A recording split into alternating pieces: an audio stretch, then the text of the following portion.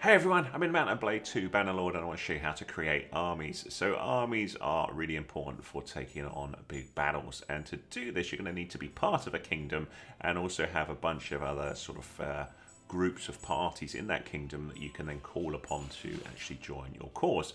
So if we have a little look here on the kingdom, the one that I'm aligned to, if I just hide my camera for a second so you can see what's going on, I'm aligned to these guys here, the Northern Empire.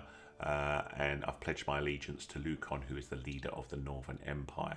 Now, if you're not sure where to find any of that, if we just come out of here and hit the, what's that? That's the screens button.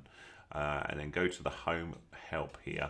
And then you've got heroes here, and you should be able to find all these different people. So you've got all of the different cultures here. So if we look at, say, Empire, it's the culture. We should find Lucan is in here somewhere. There he is, Lucan Tikos. So you need to find out where the leader is, and you can see here, he's in Resos 2 days ago, and he's the ruler of the Northern Empire. So this is who I would go and meet, pledge allegiance to him. There's a little option there, and then he will see you can raise armies and this, that, and the other. So that's the first thing you need to do. The next thing that's important is to be at war with somebody, so it kind of makes sense for then having an army. So if we have a little look on here, so I've hit the crown and we go over to diplomacy, you can see that recently Lucan declared war, or the new Northern Empire declared war on Britannia.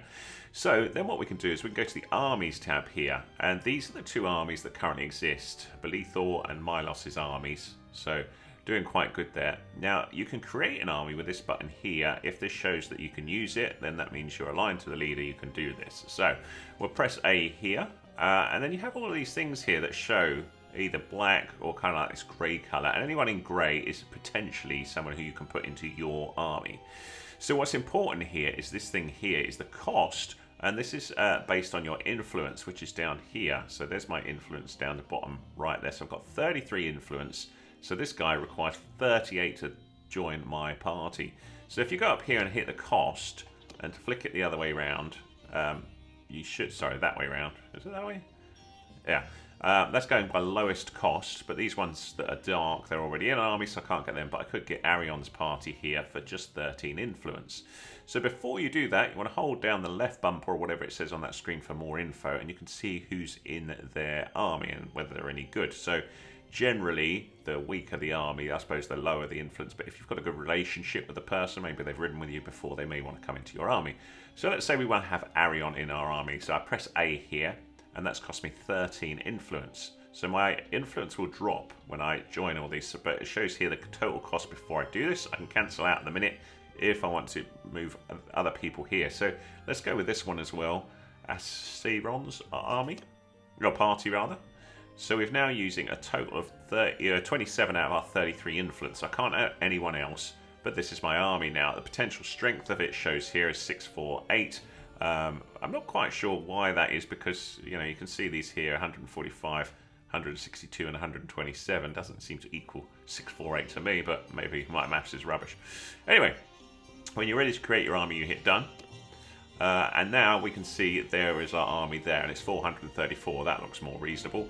So reasonable sized army, and the important thing that you need to do is increase the influence. So how do you do that? Well, you do that by sort of winning battles and doing good deeds, raiding villages, also defeating places, taking on big armies. And the more of that you do and you succeed, the more influence you'll get to grow your army more. So if we just come out of here, so we're at war with Britannia. So now what I need to do is take these troops into, do some form of damage. So if we go over here, we'll do this. So what I'm doing now is waiting for the rest of my army to join me, and this can take some time depending on where they're coming from. So they've now joined my army, so we're now at 434 strong. So once you've got your army, you can then send them into battle. And what you want to be doing for that is having a little look at where you're going to raid and see what the potential size is here. So defenders here 256.